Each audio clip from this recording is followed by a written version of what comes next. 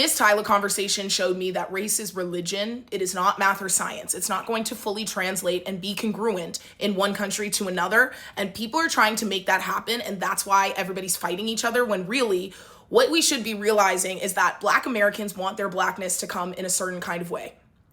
And they're entitled to that because they're powerful. Because here's the thing, so many things are true in this conversation. People who are not Black Americans saying Black Americans have like a main character syndrome is true. I have to tell you they've earned it.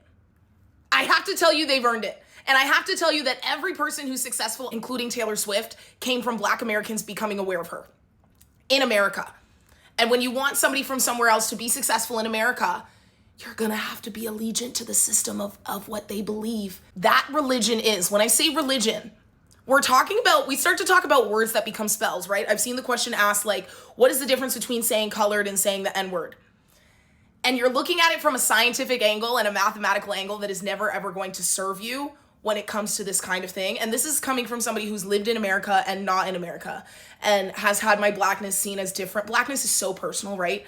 And it's been seen differently in both places. I felt it was a lot more welcome and encouraged in a beautiful, forward-facing way in America.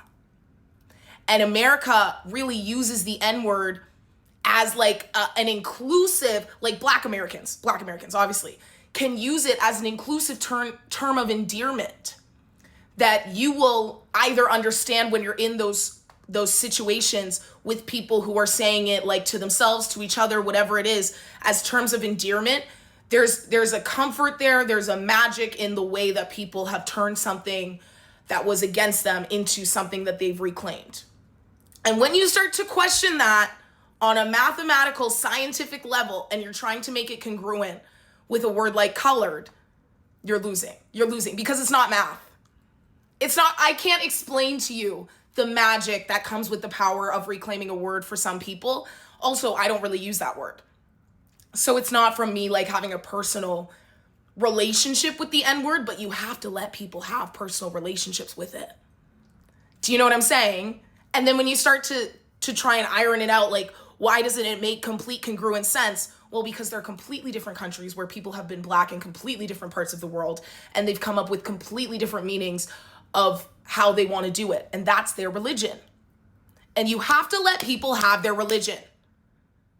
Do you know what I'm saying? Like, a lot of this conversation to me is like, okay, nobody can just let each other get their shit off here. Now, while all of these things are true, what do I think is really, really true? If Tyla wanted to be successful in America, Black Americans want her to secede to their religion.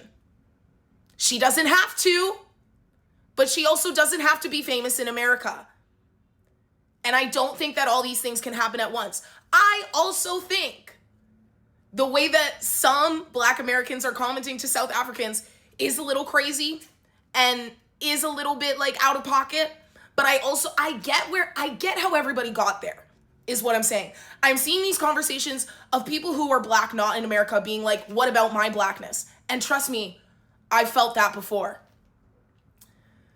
You have to understand, though, they have a whole different thing going on there. And that's something like me, as somebody who's lived in America and not in America, I really, really understand that while you can be outside of America looking in and say, what is it about their Blackness that's so special? It is, though. It is, though.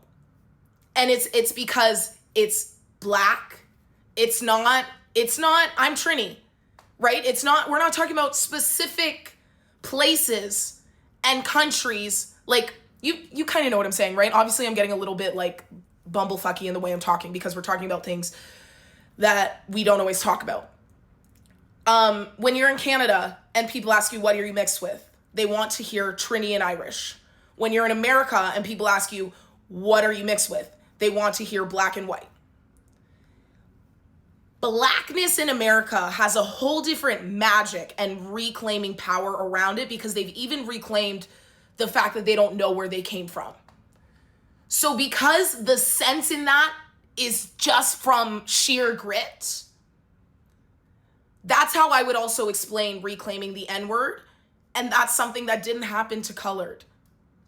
And it's like, it's one of those, it's dead, it's already done. I don't know why colored didn't feel so empowering, But that's not really here nor there because the term has been so embedded into the culture in a way that you won't understand unless you've lived in America.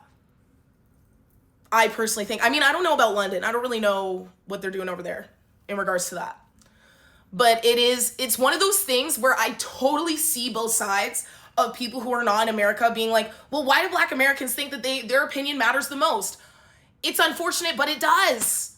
Especially if you're talking about American, who's getting popular in America. Yes. They do get to have a little bit of main character syndrome. And it's gonna seem unreasonable if you haven't lived it.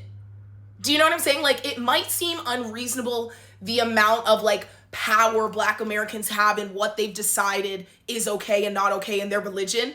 But like, I promise you it makes sense. Like, especially with Taylor Swift's album coming out, I will die on the hill that Kanye West's interruption had a lot to do with that. And like, because Black people liking something shares it with so many white people.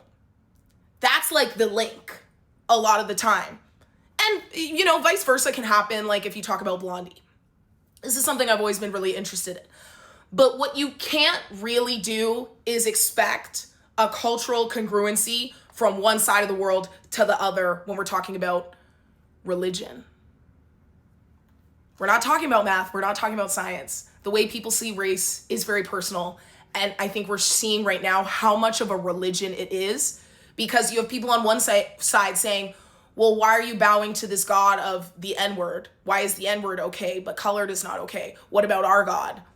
But you're also asking about the success in a country that believes in this kind of God. So if you're going to try and be successful in this country, well, sign of the cross. That's where I stand, is like, all of these things are valid and the reactions are all valid. And what we're seeing is that race is not going to look the same in all sides. And people are getting upset for the ways that it looks different in the way that I would say people do with religion a lot of time, because it's not a science. And you don't always get to decide for other people what it makes sense for them to believe in. If they're getting their magic and their power from that, you actually can't say shit about it. Do you get what I'm saying? But at the end of the day, it is about, where are we talking about the success coming from and why is it failing? Both those questions, the answer to it is America. And so who gets to write the rules? The Black people of America. They get to. And it's like, I think that people who are not in America think that Americans are trying to write the rules for you. Respectfully, they couldn't point your place out on a map. And I'm not kidding. I grew up in Canada, and sometimes I would travel to the States for dance and they'd go, where's Toronto? These people don't know where you live. And I know that that is annoying because you feel like sort of othered in this conversation of Blackness. And I get that. Like, I get that too. And I get that it feels like American Blackness is the biggest kind of Blackness and the only kind.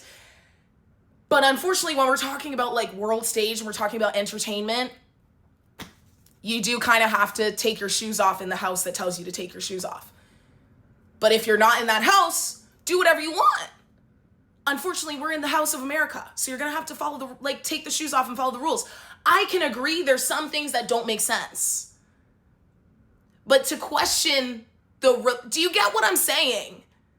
It's like, you either are going to step into the house and say, okay, clearly these are the rules, or you can try to dismantle the entire race religion of America within the lifetime of one individual woman, which won't happen. So you can pick one or the other. Do you know what I'm saying?